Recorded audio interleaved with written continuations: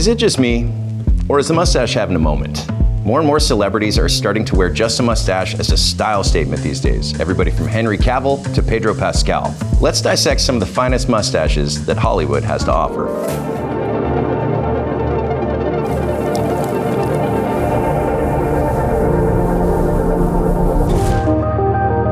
Teller.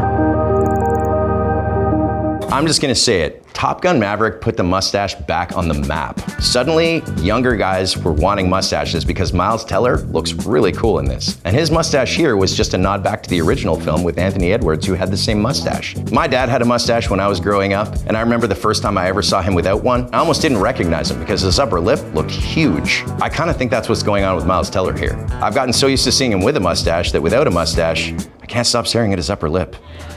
One of the things I like about Miles Teller with a mustache is it just makes him look more mature. With this kind of shape, I think he was trying to go for a bit of a chevron, but I'm not sure if he has the growth. That's okay. If you can't grow the mustache of your dreams, you can still probably grow something, and it can still look cool. You don't always have to get all the way there. But I think whatever this is, it works really great on Miles Teller. I mean, is it just me, or is this giving you kind of Tom Selleck Magnum PI vibes? If you look at Miles Teller's look in Top Gun, this has a direct correlation to Magnum PI, which of course is another mustache hero from the 1980s. It was essentially a good time guy that paired up with a floral shirt and gave him this sort of sex appeal. I'm not sure what's doing the heavy lifting here, the mustache or the floral shirt. Either way, it's working. Henry Cavill. Straight out of the gate, I'm gonna say that Henry Cavill looks a lot better with a mustache than without a mustache. It adds some interesting kind of articulated definition to his face. Henry Cavill's mustache actually started a small revolution in what we call the beard stache. It's basically when you pair up a mustache with very short stubble, which kind of decreases the contrast and makes it a better entry-level mustache for guys that are maybe feeling a little self-conscious about just having the old lip caterpillar up there. But what's most interesting about this mustache is it is a multi-million-dollar mustache. When he was doing reshoots for the Justice League, he was simultaneously filming Mission Impossible, a film in which he had a mustache. So when he had to go back and do the reshoots, they asked him to shave it off, but the studio said no. Instead, they had to digitally remove his mustache from the film to the tune of over $20 million. That's some serious commitment to the stache. Now, the shape of Henry Cavill's mustache here is called a chevron. That's two descending square shapes, one on either side of the nostrils. This shape is worn by lots of people, like Donald Glover. You can see here Donald Glover is also wearing nicely shaped stubble, so this is an excellent representation of a beard stache. One of the things that's really great about a chevron mustache is it pairs up really nicely with a square angular jaw.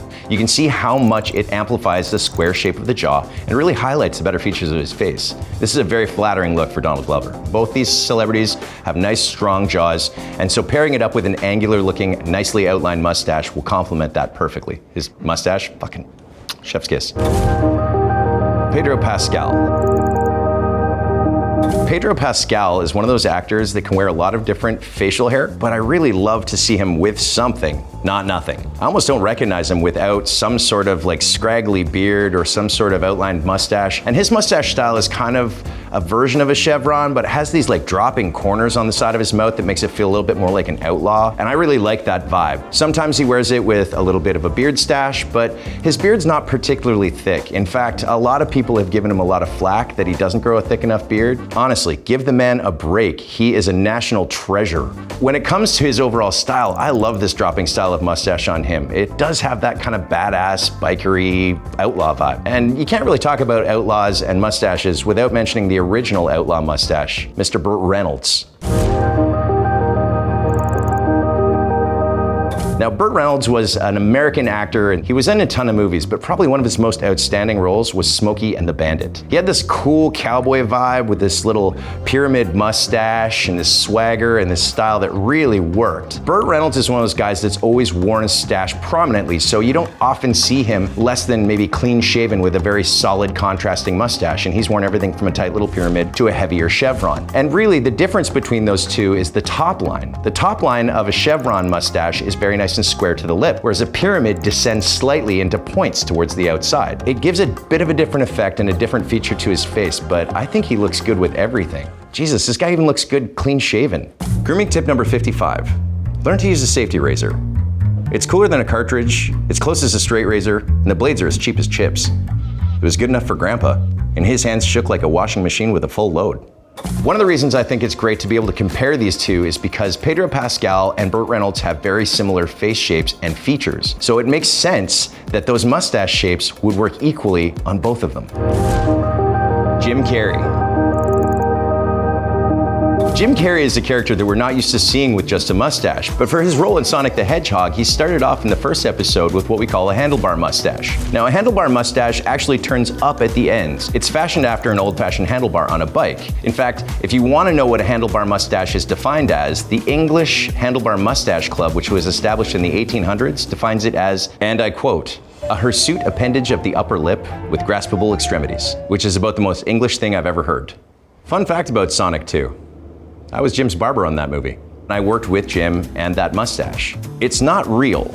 A lot of those types of mustaches are very difficult to achieve yourself and create such a low amount of functionality that it would be almost impossible to maintain one in real life. A lot of the time, that's either going to be some sort of exaggerated makeup or CGI, and in this case, it was both. So hoping to grow a mustache like this yourself is going to take a pretty big commitment. Either way, I think we'll agree that the handlebar mustache suits him just a little bit better than that mustachioed monstrosity. The important part to understand about a handlebar mustache is that there's two parts to everybody's mustache. There's the peak and the points. The points are usually the longer part, and the peak is kept a little bit shorter and more sculpted so that the mouth maintains its functionality. If you want to wear your points up, it's about taking a blow dryer, creating just a little bit of shape, and then using a wax to maintain that nice, clean facade. You don't necessarily need to go with a heavy wax style either. You can look at Tom Hardy in the film Bronson. He had a similar style mustache that was worn just a little looser without the kind of producted pointy tips.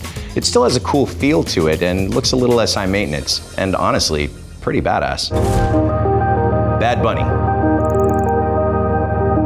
I honestly love this guy. He's so charismatic and he's so interesting and fun to watch, and he has so much fun with his style. But one of the things that really stood out to me here is that there's a lot of guys that are starting to wear this shape called the half horseshoe, which is something that he is sporting perfectly. Now, a horseshoe shape is often misconstrued as a handlebar mustache. In fact, a lot of people call it a handlebar mustache, but this shape around the mouth that drops to the sides is actually called a horseshoe mustache. And the most modern iteration of that is where a lot of guys are wearing what we call a half horseshoe, which means the sidelines don't drop all the way to the chin, they just come below the corners of the mouth. Now, I think this is actually a really cool look. It looks very badass and cowboy and has, again, a bit of an outlaw feel. In fact, anytime you see a mustache dropping to the sides past the corners of the mouth, gives it a little bit more of a rough and ready kind of feel to it. I really dig it. And it looks really great on him here, especially because he contrasts this against wearing a beard as well, which is nice and finely outlined. So this is a guy that is clearly no stranger to spending time on his grooming. His beard is always neatly outlined, his half horseshoe is always neatly outlined. This is a very cool style. Other guys that like to wear stuff like this are The Weeknd. You can see on The Weeknd, same style, it just drops slowly to the outside and gives it a little bit more of a retro badass vibe. You can contrast that against the type of facial hair he wears, which is always neatly outlined. These are guys that are no stranger to having a decent beard trimmer and something that can maintain those outlines every single day. I think a certain amount of badassery is assigned to this mustache because of guys like Danny Trejo, who's been wearing this thing for as long as I can remember and is clearly not to be fucked with. But if you want to wear something just a little bit more out there and really go for it, I say go all the way, man. Go Hulk Hogan on it. That guy's sidelines drop all the way down to his collarbone. Yeah, brother. Now, even though this type of mustache usually does require a little bit more solid growth, especially where your mustache connects to the rest of your beard, that little corner part there, if that grows solid down, then you're good. It's still a really good option, even if you can't grow a full beard. Grooming tip number 29. Always try and shave with the grain of your beard. Against the grain will be closer, but it's also a recipe for ingrown hairs and irritation. Nick Offerman. Honestly, I mean, is there a more masculine representation in history than Ron Swanson? But if you ask me, the mustache is doing the heavy lifting for the character.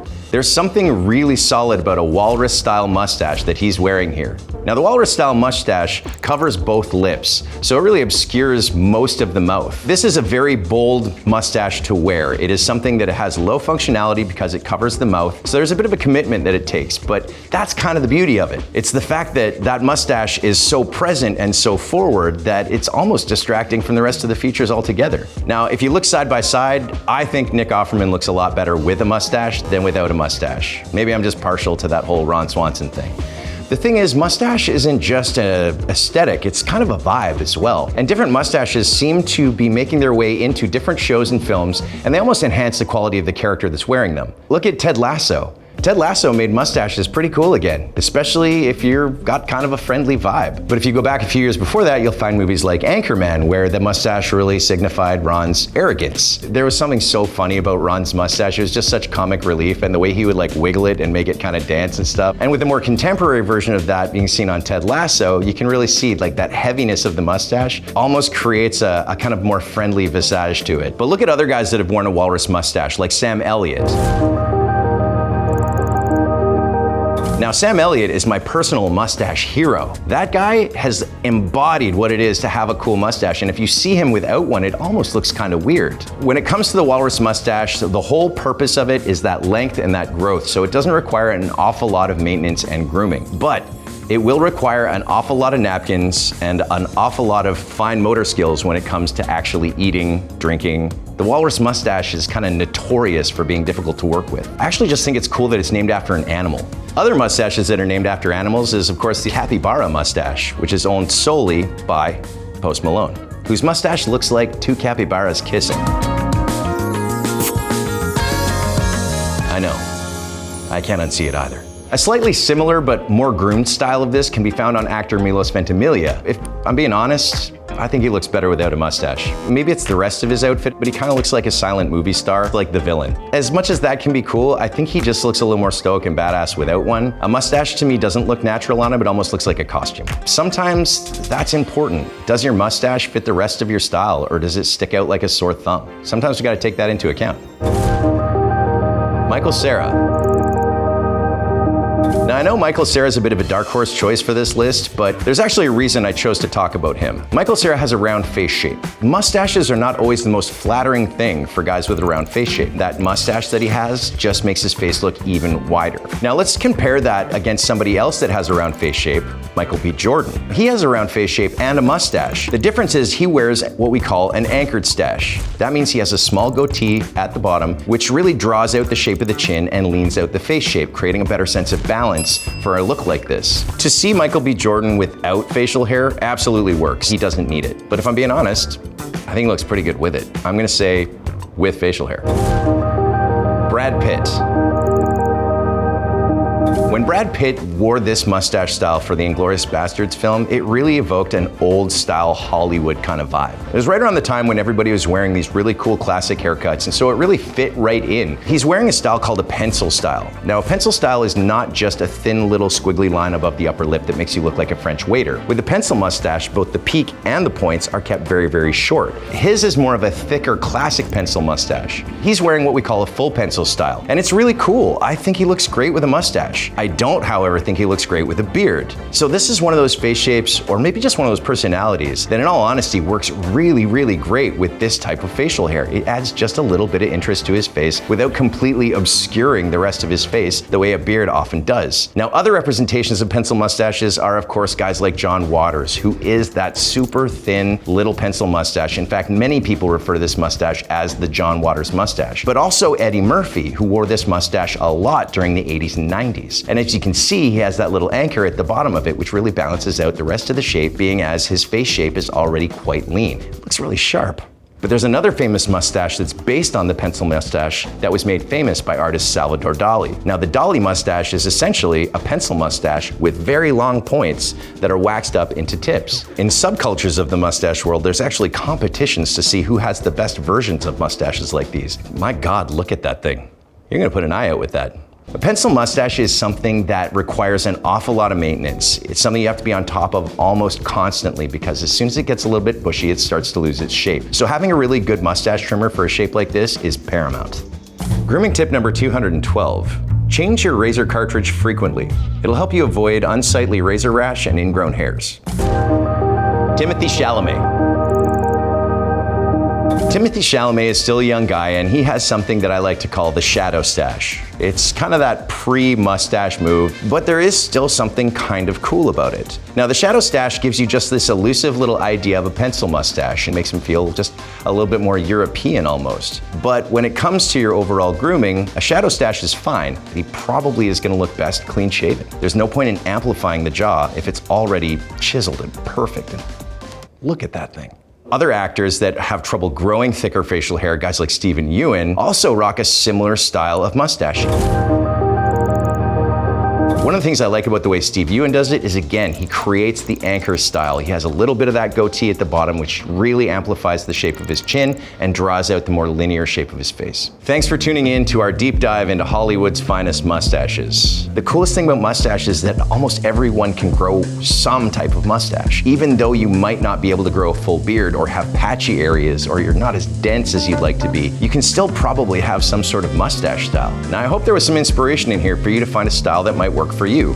Got someone you think should have been on this list? Make sure you drop a comment below and let us know. Maybe we'll put them into part 2.